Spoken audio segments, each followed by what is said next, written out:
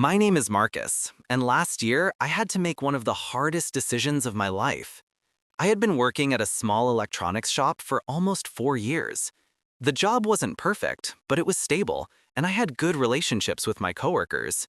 I knew the customers, I understood the system, and I felt comfortable there. But deep down, I also felt stuck. I wasn't learning anything new, and I wasn't growing. I often dreamed of continuing my studies in computer programming, but I never had the courage to take the first step. One day, my manager called me into his office. He told me that the company was offering a promotion. The position came with a higher salary, more responsibilities, and a long-term contract. Anyone else would have accepted immediately, but instead of feeling happy, I felt lost. If I accepted the promotion, I would have less time for studying, but if I refused it, I would risk losing financial stability. I went home that day with a heavy heart. That evening, I talked to my parents during dinner. My mother told me that stability was important and that I should think about my future. My father, however, said something different. Money is important, yes, but so is the chance to grow. Don't choose the easy path just because you're afraid. Their advice made me even more confused, but it also made me think carefully about what I truly wanted. For the next few days, I couldn't sleep. I imagined my life if I accepted the promotion. More money, but the same routine, the same shop, and the same duties for years to come. Then I imagined my life if I quit and studied programming. It would be difficult, maybe risky, but I would be doing something I was passionate about. I realized that I had been avoiding this decision for too long because I was scared of change. One night, while walking home from work, I stopped at a small park. It was quiet, and the only sound I could hear was the wind moving through the trees. I sat on a bench and thought deeply. I remembered how excited I used to feel whenever I watched videos about coding or read articles about new technology. I remembered the dream I once had of creating my own software projects. That moment in the park helped me understand something important. If I kept choosing comfort, I would never grow. The next morning, I gathered all my courage and spoke to my manager. I thanked him for the opportunity, but I told him that I couldn't accept the promotion. His eyes widened in surprise. He asked if something was wrong, if I was unhappy with the job. I explained that I wanted to continue my studies and build a new career. He was quiet for a moment. Then he smiled and said, "I respect your decision. Not everyone is brave enough to follow their dreams." After leaving his office, my hands were shaking. I felt scared, but also strangely free. Over the next few weeks, I reduced my working hours and enrolled in a part-time programming course. It was difficult at first. I had to learn everything from the beginning: coding languages, logic, problem solving. Sometimes I felt overwhelmed, but I kept going. Slowly, I improved, and eventually, I created my first simple program. Months passed, and one day, I received an email from a small tech company. They had seen my online portfolio and were interested in interviewing me for a junior developer position. When I read the message, I couldn't believe it. I realized that refusing the promotion had been the right choice after all. Looking back, the decision was frightening, but it changed my life in the best way. I learned that difficult decisions often lead to growth, and that fear should never control your future. Sometimes you have to take a risk to become the person you want to be. My name is Hannah, and I will never forget the day our entire city lost power. It happened on a Friday afternoon, just as people were finishing work and preparing for the weekend. At first, it seemed like a small problem, something that would last only a few minutes. But it turned into one of the strangest and most unforgettable days of my life. I was at home studying for an important test. The weather had been unusually hot all week, and the air conditioner was running non-stop. Suddenly, everything shut off. The lights went out, the fan stopped turning, and my laptop screen went black. I thought it was just my apartment, but when I looked outside, I noticed all the buildings around me were dark too. People were standing on their balconies, confused and trying to figure out what had happened. I went downstairs to check the street. Cars were honking because the traffic lights had stopped working. Shops were closing their doors because they couldn't operate without electricity. Even the supermarket on the corner was using flashlights to guide customers out of the building. Some people seemed annoyed, while others laughed and joked about the situation. The whole city felt like it had gone back in time. Since I couldn't study or work, I decided to walk to the park, which was usually quiet on hot days.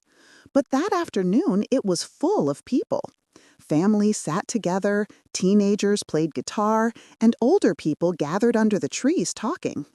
Without the noise of machines or traffic, the city sounded different, calmer. I sat on a bench and listened to the birds, something I rarely did in my busy daily life. After a while, I met my neighbor, Mr. Ahmed, an elderly man who lived alone on the 5th floor of my building. He told me he was worried about his medicine, which needed to be kept cool. Since the refrigerator wasn't working, the medicine could spoil. I didn't know what to do, but then a woman sitting next to us overheard the conversation. She told us her house had a small cooler with ice packs and offered to help. Together, we walked back to Mr. Ahmed's apartment and placed his medicine inside the cooler. He thanked us with a smile that made the whole trip worth it. As the sun began to set, the city grew darker than I had ever seen it. Normally, the streets were full of glowing signs, bright windows, and headlights. But that night, the sky above the city was filled with stars, more stars than I had ever noticed before. People came out of their buildings just to look at them. For a moment, the whole neighborhood stood together, quietly admiring the sky. Later that evening, a group of us gathered in front of the apartment building. Someone brought candles, another person brought snacks, and soon we were all talking like old friends, even though many of us had never spoken before. We shared stories, laughed, and enjoyed the cool night air. The power outage had forced us to slow down, and strangely, it made us feel more connected. Around midnight, the lights suddenly came back on. People cheered, some clapped, and others rushed back inside to continue whatever they had been doing before the blackout. As for me, I stayed outside a little longer. The quiet atmosphere disappeared immediately, replaced by the familiar sounds of machines and traffic. I realized I already missed the calmness of the dark city. That day taught me something important. We rely so much on technology that we forget how peaceful life can be without it. The blackout reminded me to appreciate simple moments, conversations with neighbors, the beauty of the stars, and the feeling of community. It was unexpected and inconvenient, but also surprisingly meaningful. My name is Sophia, and 2 years ago I started my own small business selling handmade candles. It all began during a difficult period in my life. I had just lost my part-time job, and I didn't know what to do next. I had some savings, but they were not enough to support me for long. I needed to find a way to earn money, but I also wanted to do something I enjoyed. One afternoon, while cleaning my room, I found an old candle-making kit that a friend had given me for my birthday. That small moment ended up changing my entire future. At first, making candles was just a hobby. I watched tutorials online, tried different scents, and experimented with colors and shapes. Some of my early candles looked terrible. They were uneven or the colors didn't mix well. But slowly, I started to improve. My room began to smell like lavender, vanilla, and cinnamon every day. One night, my sister saw the candles on my desk and suggested that I try selling them online. I laughed at the idea at first, but the more I thought about it, the more it made sense. I decided to give it a try. I created a simple online shop using a free website builder and posted photos of my best candles. I also opened an Instagram account to show my designs. At the beginning, I didn't receive many orders. Only my friends and relatives bought my candles, mostly to support me. But instead of giving up, I focused on improving my products. I learned how to make stronger scents, how to design better labels, and how to package the candles neatly. After a month, something surprising happened. A popular local influencer found my page and ordered 5 candles. A few days later, she posted a photo of my candles on her Instagram story and wrote that she loved the smell and the design. Suddenly, my phone started buzzing with notifications. People were sending messages, asking about prices, colors, and delivery. That day, I received more than 20 orders, which was more than I had sold during the entire first month. From there, my small business began to grow. I spent my mornings making candles and my afternoons delivering them or preparing packages for shipment. It was tiring, and sometimes the house was filled with boxes and supplies, but I felt proud every time I completed an order. I even designed new collections for special occasions, romantic candles for Valentine's Day, colorful ones for birthdays, and warm-scented candles for the winter season. Of course, running a business wasn't always easy. There were weeks when sales were slow or when I made mistakes with measurements and ruined a whole batch of candles. Once, a customer complained that her candle arrived broken, and I had to replace it quickly. But each problem taught me something new. I learned how to deal with customers, how to manage time, and how to stay calm when things didn't go as planned. After a year, I earned enough money to rent a small workspace, so I no longer had to store everything in my bedroom.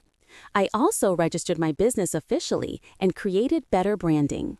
When I saw my products with real labels and professional packaging, I felt like my dream was becoming real. My family supported me throughout the journey, helping me with deliveries, photos, and ideas. Today, my candle shop has hundreds of customers, and I even sell to other cities. I never expected that losing my job would lead me to something so meaningful. Starting a small business taught me that sometimes challenges can open new doors. As long as you stay patient, keep learning, and believe in what you're doing, you can turn a simple hobby into something much bigger. This is the story of how I started my small business, one candle at a time.